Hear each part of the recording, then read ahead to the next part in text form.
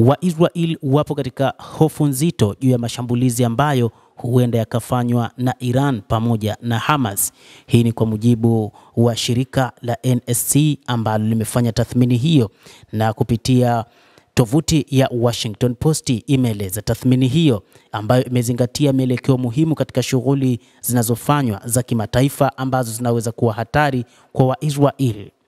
Hata hivyo, kupitia tovuti ya Jerusalem Post, Iran inasalia kuwa sababu kuu ya ugaidi wa kimataifa moja kwa moja na kupitia washirika wake.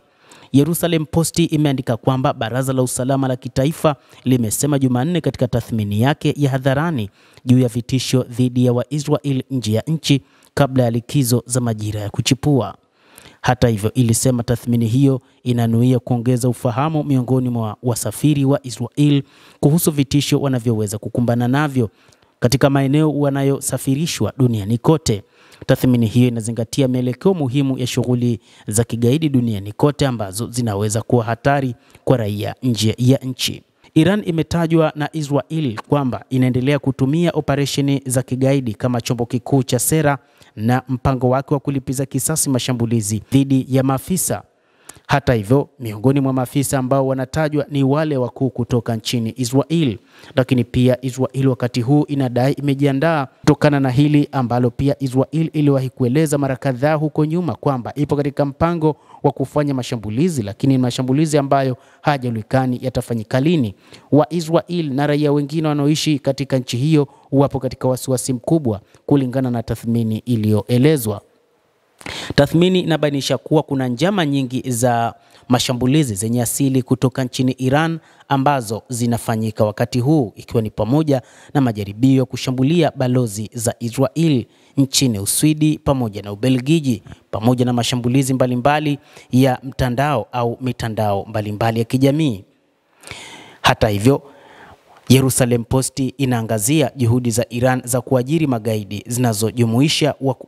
zinazoelezwa kwamba zitawafikia Waisrael kwa kisingizio cha uongo ama biashara ya uagaji katika Israel na nje ya nchi ili kuwarubuni katika hali ambayo wanaweza kudhuriwa au kutekwa nyara. Waisraeli wanasema tathmini inabainisha kuwa njama nyingi za ugaidi zenye asili kutoka Iran zimezimwa kote duniani, ikiwa ni pamoja na majaribio ya kuzishambulia balozi zake katika maeneo mbalimbali.